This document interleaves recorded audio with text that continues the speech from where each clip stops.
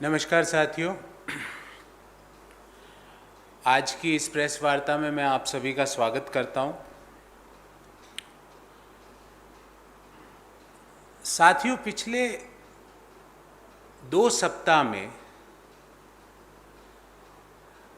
हमने देखा कि एनफोर्समेंट डायरेक्टरेट आज सरकार की एनफोर्स डायरेक्टिव्स की एक संस्था बन गई है। ED had become enforced directives from the Modi government। और हम पूछना चाहेंगे एनफोर्समेंट डायरेक्टरेट से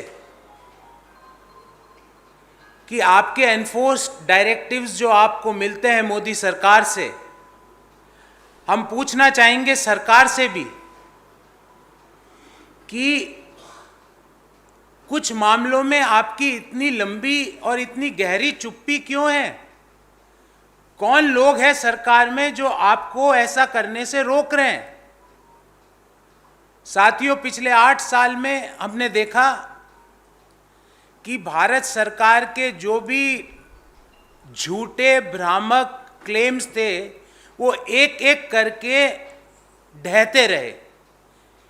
toll and false claims of government एक एक करके गिरते रहे।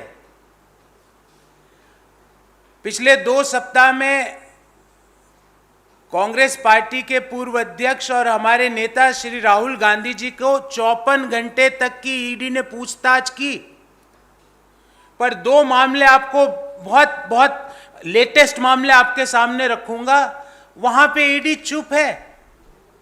हम पूछना चाहते हैं उन मामलों में इतना सन्नाटा क्यों है भाई?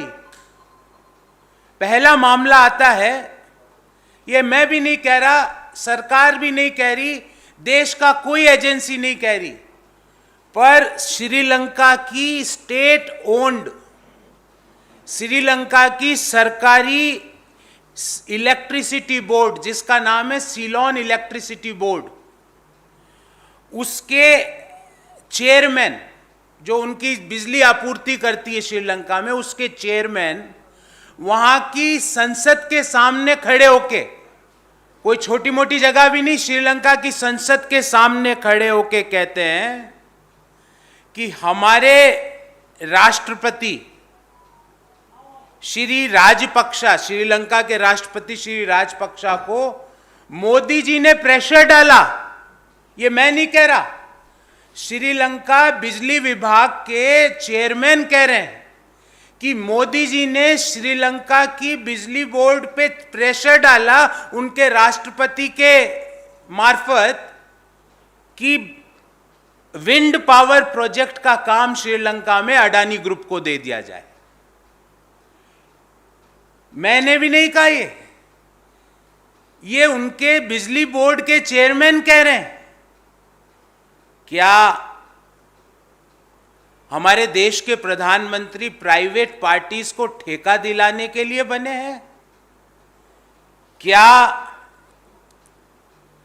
हमारे देश के, भारत जैसे महान देश के प्रधानमंत्री किसी कंपनी के एजेंट के रूप में काम कर रहे हैं कि ठेका अडानी ग्रुप को दिलवा दिया जाए?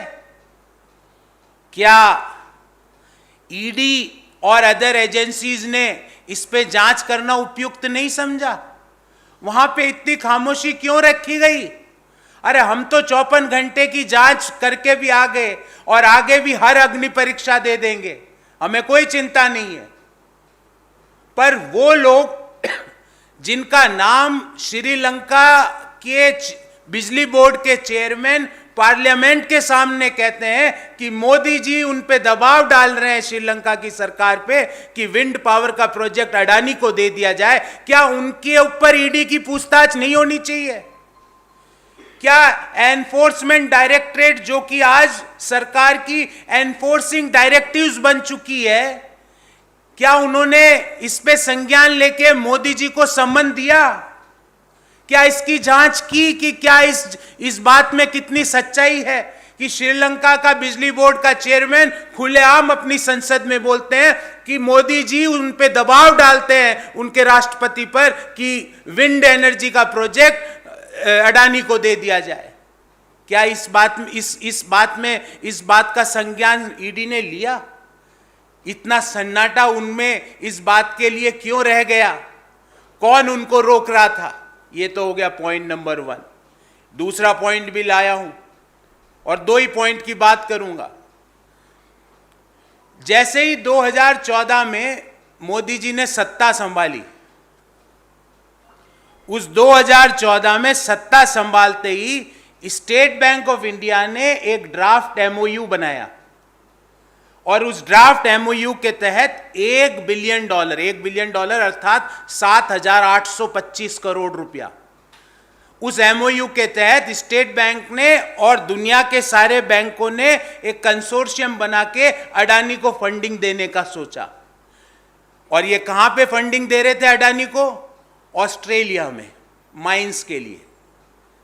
जब इसका विरोध देश में हुआ, जब इसका विरोध ऑस्ट्रेलिया में हुआ, तो इस एमओयू को निरस्त कर दिया। बात यही खत्म नहीं हुई। उसके पश्चात 2020 में पुनः स्टेट बैंक ऑफ इंडिया ने 5,000 करोड़ का फंडिंग का proposal Adani Carmichael coal project in Australia, जब इसका भी वहां पे क्लाइमेट एक्टिविस्ट ने विरोध किया, जब इसका भी वहां पे इन्वेस्टर्स लाइक एमुंडी और एक्सा ने विरोध किया, तो स्टेट बैंक ने इसको भी गॉट स्टक। अभी इसका क्या स्थिति है मुझे नहीं पता। सत्ता संभालते ही 7,825 करोड़ का $1 बिलियन का फंडिंग अडानी को ऑस्ट्रेलिया के माइंस में देने का निर्णय किया। एमओयू बनाया स्टेट बैंक ने, विरोध हुआ तो उस एमओयू को वहीं रोक दिया। 2020 में पुनः ऑस्ट्रेलिया की एक कोल माइंस के लिए 5,000 करोड़ की फंडिंग का निर्णय स्टेट बैंक ऑफ इंडिया करती है। जब इसका विरोध वहां के इन्वेस्टर्स करते हैं तो वो डील स्टक हो जाती है। अभी इस डील की क्या स्थिति है हमें नहीं पता। हमारा सवाल है, क्या ईडी ने कभी अडानी को बुला के पूछा कि आप किससे प्रेशर डलवा रहे हो स्टेट बैंक ऑफ इंडिया से लोन लेने के लिए? क्या ईडी ने स्टेट बैंक को बुला के पूछा कि वित्त मंत्रालय में बैठे कौन से मंत्री आपके ऊपर दबाव डाल रहे हैं कि आप अडानी को लोन दो? और ऐसे और भी कई किस्से हैं, लिस्ट बहुत लंबी है। 5-6 इश्यूज आपको जस्ट पासिंग रिमार्क कर रहा हूं। क्या ईडी ने कभी ईश्वरप्पा को बुला के पूछा कि ये 40% कमीशन जो कर्नाटक सरकार, ये मैं नहीं कह रहा, वहां के कॉन्ट्रैक्टर्स एसोसिएशन के चेयरमैन ने प्रेस वार्ता करके बोला, क्या ईडी ने बोमई साहब को बुला के पूछा कर्नाटक के मुख्यमंत्री को कि आपके ऊपर चार्ज है कि आप जो भी काम करते हो उस पे 40% कमीशन लेते हो? क्या वहां पे ईडी ने पूछताछ की? क्या ईडी ने कभी बुला के मध्य प्रदेश के मुख्यमंत्री को पूछा कि व्यापम के घोटाले के दोषी कौन कौन है? क्या ईडी ने कभी गुजरात के मुख्यमंत्री को बुला के पूछा कि कांडला बंदरगाह पे 260 किलो ड्रग, कांडला जो ये बंदरगाह है वहां पे कैसे मिली, वो उसका क्या सोर्स था? क्या ईडी ने कभी हेमंत बिस्व शर्मा को बुला के पूछा कि ये पीपीई किट का घोटाला कैसे हुआ? क्या ईडी ने गोवा सरकार को बुला के पूछा, जब सत्यपाल मलिक ने स्वयं, जो कि गोवा के गवर्नर थे, कहा पब्लिकली कि गोवा सरकार जो भी करती है इस धरती के नीचे उसमें करप्शन है? इतना सन्नाटा वहां ईडी को क्यों आ जाता है? ऐसा उनके ऊपर क्या दबाव है? हम पूछना चाहते हैं 3 सवाल सरकार से। पहला, कि भारत जैसे महान लोकतांत्रिक देश के प्रधानमंत्री एक इंडिविजुअल कंपनी की पैरवी विदेशी सरकार को क्यों कर रहे हैं?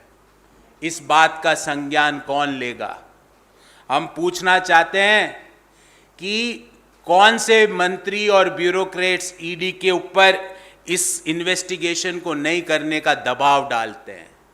हमारा दूसरा प्रश्न है कि क्या ईडी अडानी ग्रुप को बुला के पूछेगा कि आपको 7,825 करोड़ रुपए की $1 बिलियन की फंडिंग का स्टेट बैंक एमओयू साइन करता है, और उसको जब चारों तरफ से दबाव आता है तो उसको निरस्त किया जाता है। पुनः 5,000 करोड़ का लोन देने का एक एमओयू वापस बनाता है, फिर जब इन्वेस्टर्स विरोध करते हैं तो उसको वापस कैंसिल करता है।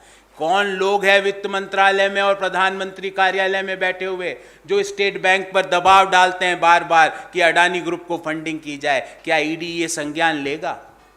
हमारा तीसरा सवाल है कि क्या ईडी की विश्वसनीयता धूमिल नहीं होती है जब ईडी सिर्फ निराधार, बिना तर्क के, बिना सबूत के विपक्षी दलों के नेताओं को सुबह से शाम बुला के रात के 1:30 बजे तक, 12:30, 1-1 बजे तक पूछताछ करता है? क्या उनकी विश्वसनीयता इन केसेस जो मैंने आपके सामने रखे, 2 तो बड़े केस और बाकी स्टेट गवर्नमेंट्स में जो करप्शन का खुलेआम नंगा नाच हो रहा है, क्या उसमें ईडी ने अभी तक कोई भी जांच की? ये हमारे 3 प्रश्न हैं।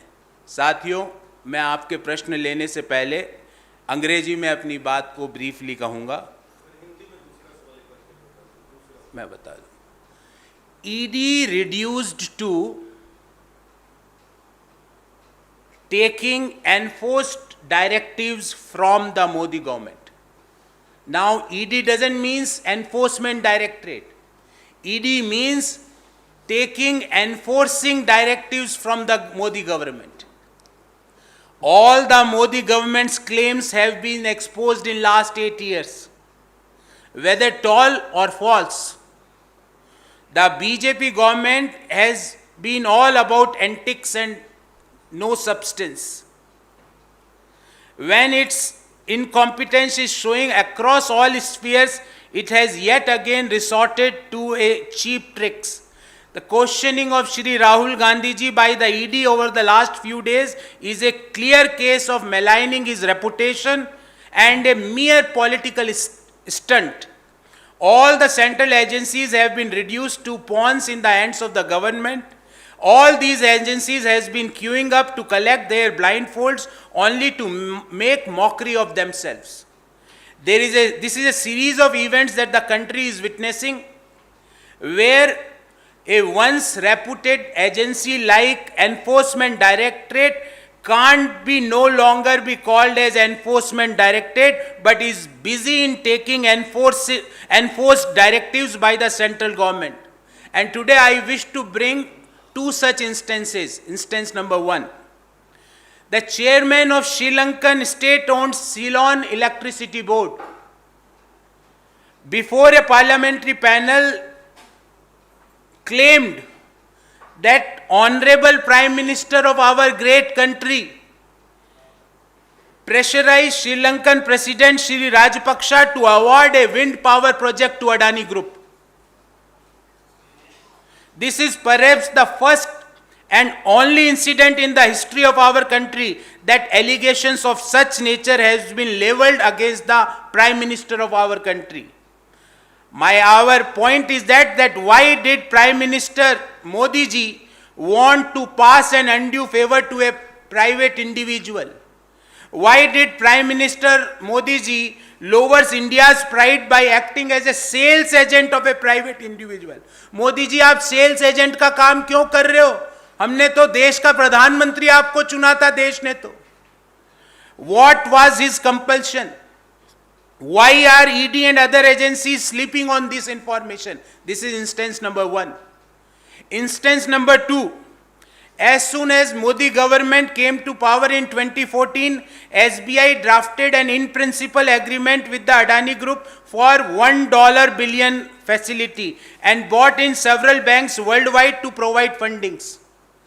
After constant protest, SBI backed off and scrapped the MOU. In 2020, news of another loan of rupees 5,000 crore by State Bank of India to Adani's Carmichael coal project in Australia become public, when pressure from investors like Amundi and AXA led to SBI's loan being stuck. there have been no further updates since last year about the loan status. This looks like there is a concerted effort by someone to provide loan to Adani Group.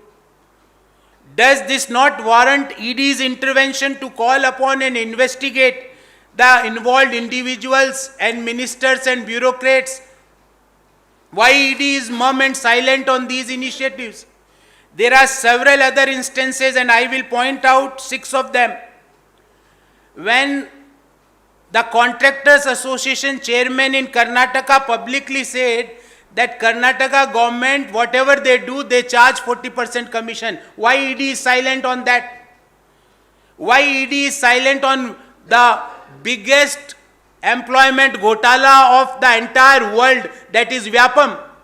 Had ED gave summon to the Chief Minister of Madhya Pradesh? Why ED is silent on when we got 260 kgs of heroin worth rupees 1500 crore rupees? Had they called Gujarat Chief Minister? Had ED gave summon to the CM of Gujarat? When there is a clear-cut case of PPE kit scandal against the Hemant Biswa Sharma, had ED called Hemant Biswa Sharma for this scandal? When the governor of Goa says that Goa government, whatever they do, there is a corruption in that, had ED called the Chief Minister of Goa and investigated that why these charges are there against you? So we have 3 precise questions for the BJP government. Question number 1. The Honorable PM was allegedly batting for business gains for a private individual in a foreign land. Isn't it a case of corruption worth investigating? Which bureaucrats or ministers is the ED planning to call for an investigation? That is our question number 1. विदेशी धरती पर विदेशी लोग कह रहे हैं कि प्रधानमंत्री मोदी उन पर अडानी को ठेका देने का दबाव डालते हैं, पर ईडी शांति से बैठी है। इतना सन्नाटा क्यों है ईडी के दफ्तरों में इस बात पे? हमारा question number 2, has the ED ever called anyone from the Adani group, or is it planning to call to investigate these serious allegations? क्या ईडी अडानी ग्रुप को बुलाएगी जब उसको 2 बार लोन देने का in principle MOU state bank ने sign कर दिया, और जब पूरे विश्व में दबाव हुआ, जब उसको कैंसिल किया? कौन वो वित्त मंत्रालय में बैठे लोग हैं जो स्टेट बैंक पर दबाव डाल रहे हैं कि वो अडानी ग्रुप को फंडिंग करे? क्या ईडी इन्वेस्टिगेट करेगा? हमारा question number 3 is that what credibility does an agency like ED have who is on political witch hunt but failing on its duty of investigating severe allegations and crimes? तो ED की credibility क्या रह जाती है जब वो इस तरह के सीरियस क्राइम्स को इग्नोर कर रही है? वहां पर इतना सन्नाटा क्यों पसरा हुआ है? व्यापम घोटाला हो, पीपीई किट का घोटाला हो, कर्नाटक सरकार का 40% कमीशन का घोटाला हो, गोवा सरकार के करप्शन का घोटाला हो, गुजरात में 260 किलो हेरोइन 1500 करोड़ की पकड़ी गए वो घोटाला हो, प्रधानमंत्री का नाम विदेश के संसद में इलेक्ट्रिसिटी बोर्ड के चेयरमैन लेते हैं, इस अडानी ग्रुप को 2 बार इन प्रिंसिपल सैंक्शन करने के बाद वापस लोन आगे नहीं बढ़ता है। इन चीजों को इन्वेस्टिगेशन ईडी कब करेगी? This is our questions. हमारा सवाल यह है कि why ED reduced to taking enforced directives from the Modi government? साथियों, इस संबंध में आपका कोई भी सवाल हो, मैं उन सवालों का जवाब देने का प्रयास जरूर करूंगा।